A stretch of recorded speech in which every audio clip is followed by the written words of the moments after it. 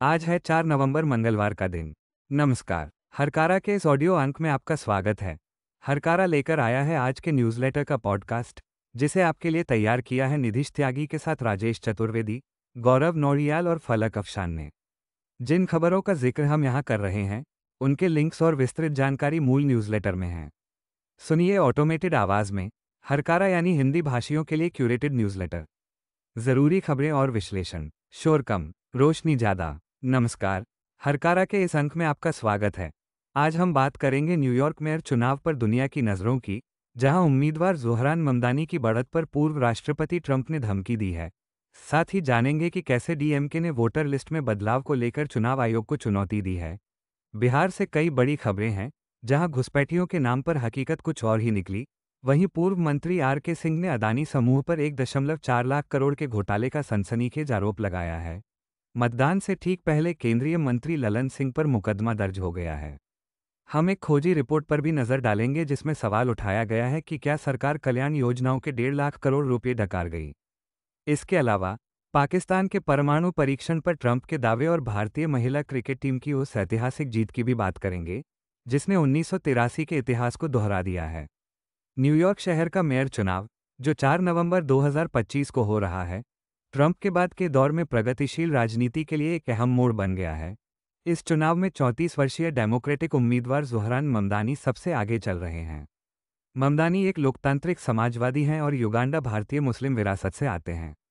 उनका अभियान किफ़ायती आवास, सार्वजनिक शिक्षा सुधार और गाजा में इजराइल की नीतियों की आलोचना जैसे मुद्दों पर केंद्रित है। इस अभियान को युवा मतदाताओं, दक्षिण एशियाई और प्रगतिशील लोगों का खासा समर्थन मिला है। हाल के पोल्स के अनुसार ममदानी अपने प्रतिद्वंद्वियों, निर्दलीय एंड्रू कुओमो और रिपब्लिकन उम्मीदवार कर्टिस सिल्वा से दोहरे अंकों की बढ़त बनाए हुए हैं। एमर्सन कॉलेज के एक पोल में ममदानी को 50% समर्थन मिला, जबकि कुओमो को 25% और सिल्वा को 21% समर्थन मिला। इस बीच अमेरिका के पूर्व राष्ट्रपति डोनाल्ड ट्रंप ने इस दौड़ में एंड्रू कुओमो का समर्थन किया है और मतदाताओं से वामपंथी उम्मीदवार ज़ोहरान ममदानी को न चुनने की अपील की है। ट्रंप ने धमकी दी है कि अगर ममदानी चुने गए तो वो न्यूयॉर्क शहर को मिलने वाली संघीय फंडिंग में कटौती कर सकते हैं। उन्होंने कहा, अगर न्यूयॉर्क में एक कम्युनिस्ट शासन करता है, तो आप वहां भेजे जा रहे पैसे को बर्बाद कर रहे हैं। इसके जवाब में ममदानी ने कहा कि वो इस धमकी का सामना करेंगे। कई समाचार एजेंसियों का मानना है कि ट्रंप के इस हस्तक्षेप से कुछ डेमोक्रेटिक मतदाता दूर हो सकते हैं, लेकिन युवाओं और अल्पसंख्यकों के बीच ममदानी की लोकप्रियता बढ़ सकती है। द न्यूयॉर्क टाइम्स ने इस चुनाव को समाजवाद की एक बड़ी परीक्षा बताया है, जबकि द वॉल स्ट्रीट जर्नल ने ममदानी की आर्थिक नीतियों पर चिंता जताई है, जिसका असर भारतीय स्वामित्व वाले छोटे व्यवसायों पर पड़ सकता है। ममदानी की जीत भारतीय हितों के लिए भी महत्वपूर्ण हो सकती है, क्योंकि वे दक्षिण एशियाई मूल के पहले मेयर हो सकते हैं।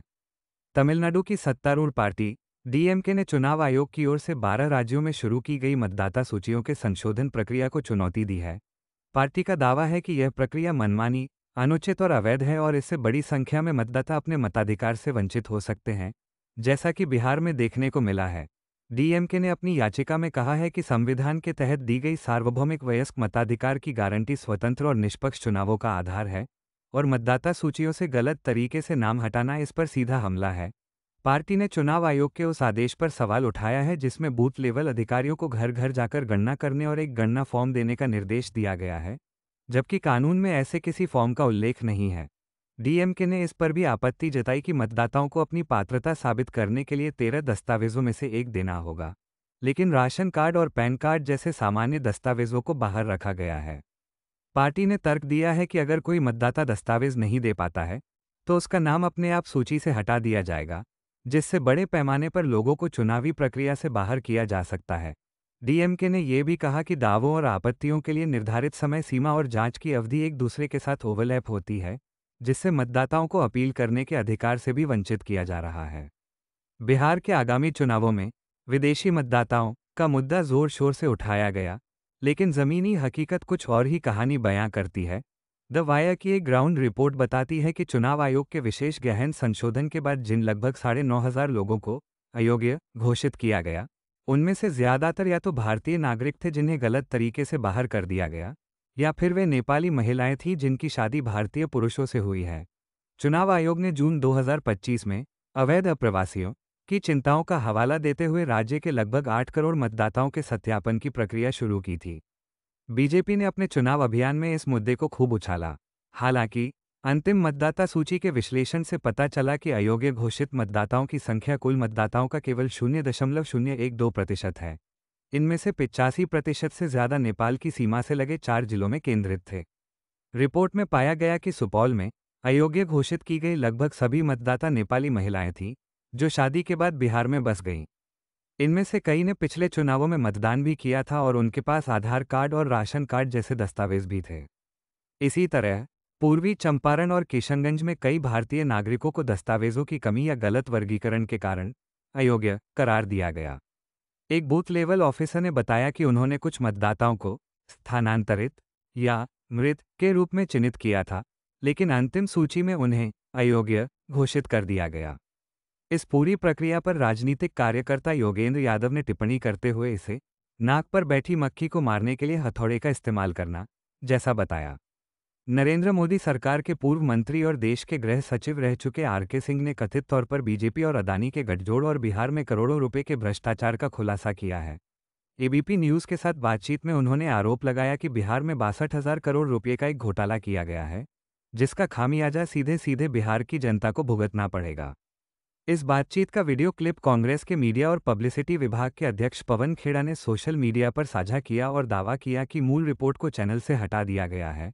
वीडियो में आरके सिंह कह रहे हैं कि ये बहुत बड़ा घपला है। अदानी के साथ एग्रीमेंट साइन किया गया है कि 25 साल तक 6 रुपये 7.5 पैसे के हिसाब से बिहार सरकार बिजली खरीदेगी। अदानी को बहुत ही ज़्यादा दाम पर यह पावर प्लांट लगाने के लिए दिया गया है। कुल मिलाकर यह 1,40,000 करोड़ का घपला है। उन्होंने कहा, किसी को आप प्रतिवर्ष 2,500 करोड़ रुपये ज़्यादा दे रहे हैं। 25 साल में 62,000 करोड़ रुपये ज़्यादा दे रहे हैं। इसका भुगतान कौन करेगा? पब्लिक करेगी। सिंह ने इस मामले की सीबीआई जांच की मांग करते हुए कहा कि जो भी मंत्री या पदाधिकारी इसमें लिप्त हो, उन सब पर क्रिमिनल केस हो और वो सब जेल जाएं। बता दें कि अदानी पावर लिमिटेड को बिहार चुनाव के ऐलान से ठीक पहले भागलपुर में थर्मल पावर प्लांट लगाने के लिए जमीन आवंटित की गई थी। बिहार विधानसभा चुनावों के मतदान से ठीक एक दिन पहले केंद्रीय मंत्री राजीव रंजन सिंह ललन पर मोकामा में एक मामले में विवादास्पद टिप्पणी करने के लिए मामला दर्ज किया गया है। वो गिरफ्तार जदयू उम्मीदवार अनंत सिंह के लिए प्रचार कर रहे थे। उनके भाषण का एक कथित वीडियो वायरल हो गया है। वीडियो में ललन को मगही भाषा में ये कहते हुए सुना जा सकता है कि यहाँ कुछ लोग हैं जिन्हें आपको मतदान के दिन बाहर नहीं निकलने देना चाहिए। उन्हें उनके घरों के अंदर बंद कर दो। राजद और कांग्रेस के नेताओं ने उनकी आलोचना करते हुए कहा है कि यह राज्य में गुंडागर्दी और जंगल राज का नया उदाहरण है। मोकामा में ही पिछले सप्ताह जन स्वराज पार्टी के एक कार्यकर्ता दुलारचंद यादव की हत्या में अनंत सिंह का नाम आने से जनता दल यूनाइटेड और एनडीए को नुकसान हो सकता है। यादव धानो की बीसी समुदाय से आते हैं और इस हत्या के कारण यह समुदाय मोकामा और आसपास के क्षेत्रों में जदयू का समर्थन नहीं करने का मन बना सकता है। इस बीच बिहार की राजनीति में कई और घटनाक्रम भी देखने को मिले। प्रधानमंत्री नरेंद्र मोदी के पटना रोड शो में मुख्यमंत्री नीतीश कुमार की अनुपस्थिति चर्चा का विषय बनी रही। वहीं स्क्रॉल की एक रिपोर्ट में सामने आया है कि बिहार विधानसभा चुनावों के लिए चुनाव आयोग द्वारा नियुक्त किए गए सामान्य और पुलिस पर्यवेक्षकों में से 68% बीजेपी शासित राज्यों और केंद्र शासित प्रदेशों से हैं। बिहार में नौकरियों का वादा और हकीकत के बीच एक बड़ी खाई नजर आती है। एनडीए ने बिहार के लोगों को 1 करोड़ नौकरियां देने का वादा किया है, लेकिन राज्य में सरकारी शिक्षकों की रिक्तियों के आंकड़े इस वादे पर सवाल खड़े करते हैं। द टेलीग्राफ के अनुसार 2023-24 तक बिहार में शिक्षकों के 2.78 लाख पद खाली थे, जो देश की कुल रिक्तियों का 26% था। वहीं हजारों युवा एक सरकारी नौकरी के सपने को पूरा करने के लिए छोटी छोटी लाइब्रेरियों में दिन रात एक किए हुए हैं। द हिंदू की एक रिपोर्ट बताती है कि भ्रष्टाचार, पेपर लीक, अनियमित परीक्षाओं और देरी से आने वाली सूचनाओं ने उनके मनोबल को तोड़ दिया है। पटना के पास बभनपुरा में एक निजी लाइब्रेरी में 250 से ज़्यादा युवा रोजाना प्रतियोगी परीक्षाओं की तैयारी करते हैं। उनका कहना है कि सरकारी नौकरी ही एकमात्र विकल्प है, क्योंकि निजी क्षेत्र में मौके नहीं हैं। लेकिन पेपर लीक और अनियमितताओं के कारण उनकी महीनों की मेहनत और पैसा बर्बाद हो जाता है, जिससे उनमें विश्वासघात की भावना गहरी होती जा रही है। बिहार विधानसभा चुनाव नजदीक आने के साथ ही मुख्यमंत्री नीतीश कुमार का भविष्य दांव पर लगा है। द वाया में पत्रकार आनंद के सहाय लिखते हैं कि 20 साल तक मुख्यमंत्री रहने के बावजूद नीतीश के प्रति जनता में व्यक्तिगत सद्भावना बनी हुई है, उन्होंने भाई भतीजावाद नहीं किया और न ही अपनी जेब भरने के लिए व्यवस्था का दुरुपयोग किया। लेकिन अब सवाल ये है कि क्या उनका राजनीतिक सूरज अस्त हो रहा है? मतदाताओं के कुछ वर्गों में ये चिंता है कि नीतीश कुमार के शासन में बीजेपी ने खुद को बहुत मजबूत कर लिया है। प्रधानमंत्री मोदी और गृह मंत्री अमित शाह ने यह संकेत देने से परहेज किया है कि अगर एनडीए जीतता है तो नीतीश फिर से मुख्यमंत्री बनेंगे। इससे यह अटकलें लगाई जा रही हैं कि बीजेपी इस बार बिहार में अपना मुख्यमंत्री बनाना चाहती है। सबसे आम चर्चा ये है कि अगर एनडीए में उनका लक्ष्य पूरा नहीं होता तो नीतीश कुमार इंडिया ब्लॉक के साथ मिलकर फिर से सरकार बना सकते हैं। इन संभावनाओं के कारण बिहार चुनाव का नतीजा पड़ना मुश्किल हो गया है। कर्नाटक के आईटी और बीटी मंत्री प्रियांक खड़गे ने राष्ट्रीय स्वयंसेवक संघ आरएसएस के कानूनी पंजीकरण की कमी और उसकी फंडिंग में पारदर्शिता के अभाव पर सवाल उठाए हैं। उन्होंने कहा कि यह संगठन राष्ट्र की सेवा करने का दावा करते हुए जांच और करों से बच रहा है। खड़गे ने सोशल मीडिया पर पूछा, आरएसएस ने आधिकारिक तौर पर कहा है कि यह एक पंजीकृत इकाई नहीं है। अगर यह निस्वार्थ भाव से राष्ट्र की सेवा करता है तो उन लाखों गैर सरकारी संगठनों की तरह पंजीकरण क्यों नहीं कराता जो पारदर्शी रूप से काम करते हैं? उनका दान कहां से आता है और दानदाता कौन है? उन्होंने आरएसएस प्रमुख मोहन भागवत को दी गई उच्च स्तरीय सुरक्षा की भी आलोचना की और सवाल किया कि एक अपंजीकृत संगठन के प्रमुख पर करदाताओं का पैसा क्यों खर्च किया जा रहा है। एक चौंकाने वाले खुलासे में ये बात सामने आई है कि करोड़ों रुपये वाले सैकड़ों सरकारी और कल्याणकारी फंड बैंकों में भुला दिए गए हैं और अब भारतीय रिजर्व बैंक के depositor education and awareness fund यानी डेफ में लावारिस पड़े हैं। सुचेता दलाल की एक रिपोर्ट के अनुसार यह एक बड़ी प्रणालीगत विफलता को उजागर करता है, जहां जनता के कल्याण के लिए बना पैसा लापरवाही की वजह से बेकार पड़ा है। वित्त मंत्रालय ने हाल ही में नागरिकों को अपनी लावारिस जमा राशि वापस पाने में मदद करने के लिए एक अभियान शुरू किया था, लेकिन आरबीआई के उद्गम पोर्टल पर की गई एक साधारण खोज ने एक बड़े घोटाले का पर्दाफाश कर दिया। स्टेट बैंक ऑफ इंडिया और बैंक ऑफ बड़ौदा जैसे बैंकों में सैकड़ों सरकारी खाते मिले, जिनमें करोड़ों रुपये जमा हैं। इन खातों में राष्ट्रीय संस्कृति कोष, कर्मचारी राज्य बीमा निगम, कर्मचारी भविष्य निधि संगठन, प्रधानमंत्री ग्राम सड़क योजना और मुख्यमंत्री राहत कोष जैसे महत्वपूर्ण फंड शामिल हैं। रिपोर्ट में कहा गया है कि इन पैसों का कभी ऑडिट नहीं हुआ कि वे सही लाभार्थियों तक पहुंचे या नहीं। मार्च 2024 तक आरबीआई के डेफ में लावारिस जमा राशि 78,213 करोड़ रुपये तक पहुंच गई थी और लगभग 1 लाख करोड़ रुपये अन्य निष्क्रिय खातों में पड़े थे। ये पूरा मामला कम से कम 1.5 लाख करोड़ रुपये के सार्वजनिक धन की भारी बर्बादी की ओर इशारा करता है। उत्तर प्रदेश के अमेठी में एक बेहद दुखद घटना सामने आई है। दलित समुदाय से ताल्लुक रखने वाले 40 वर्षीय खेतिहर मजदूर हौसला प्रसाद की कथित तौर पर ऊंची जाति के जमींदार और उसके साथियों ने पीट कर हत्या कर दी। वजह सिर्फ इतनी थी कि उन्होंने अपने 2,500 रुपये के बकाये की मांग की थी। द टेलीग्राफ की रिपोर्ट के अनुसार पुलिस ने जमींदार शुभम सिंह को पहले गैर इरादतन हत्या के आरोप में गिरफ्तार किया था, लेकिन बाद में उसके खिलाफ हत्या का आरोप लगाया गया। प्रसाद की पत्नी ने आरोप लगाया था कि उनके पति को जमींदार के खेत में जबरन ले जाया गया और वहां काम करने के बदले भुगतान नहीं किया गया, और जब उन्होंने बकाया मांगा तो उन्हें पीट कर मार डाला गया। अमेरिकी राष्ट्रपति डोनाल्ड ट्रंप ने दावा किया है कि पाकिस्तान, रूस, चीन और उत्तर कोरिया परमाणु परीक्षण कर रहे हैं।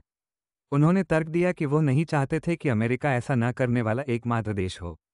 सीबीएस के 60 मिनट्स कार्यक्रम में एक इंटरव्यू के दौरान उन्होंने कहा कि अमेरिका भी अन्य देशों की तरह परमाणु हथियारों का परीक्षण करेगा। हालांकि उनके ऊर्जा सचिव ने एक अलग इंटरव्यू में कहा कि अमेरिका के निकट भविष्य में नियोजित परमाणु परीक्षणों में परमाणु विस्फोट शामिल नहीं होंगे, जिन पर 1992 में रोक लगा दी गई थी। अपने इंटरव्यू के दौरान ट्रंप ने एक बार फिर जोर देकर कहा कि उन्होंने व्यापार का लाभ उठाकर भारत और पाकिस्तान के बीच एक सैन्य संघर्ष को समाप्त कर दिया था, जिससे एक संभावित परमाणु युद्ध टल गया। नागा शांति प्रक्रिया की वर्तमान स्थिति मणिपुर के उखरुल से सोमदल तक जाने वाली 23 किलोमीटर की टूटी फूटी सड़क की तरह है। ये सड़क पूर्वोत्तर के सबसे प्रभावशाली विद्रोही नेता थुइंगलेंग मुइवा के घर तक जाती है। द टेलीग्राफ के लिए संजय हजारिका लिखते हैं कि 91 वर्षीय मुइवा दशकों बाद हाल ही में अपने घर लौटे, लेकिन उन्होंने अपना राजनीतिक रुख दोहराया। नागा मुद्दे का समाधान तभी हो सकता है जब केंद्र सरकार नागा ध्वज और नागा संविधान की 2 प्रमुख मांगों को मान ले, जिन पर अभी भी गतिरोध बना हुआ है। 10 साल पहले प्रधानमंत्री नरेंद्र मोदी की उपस्थिति में हुए फ्रेमवर्क समझौते के बावजूद एक स्थायी समाधान अभी भी दूर की कौड़ी लगता है।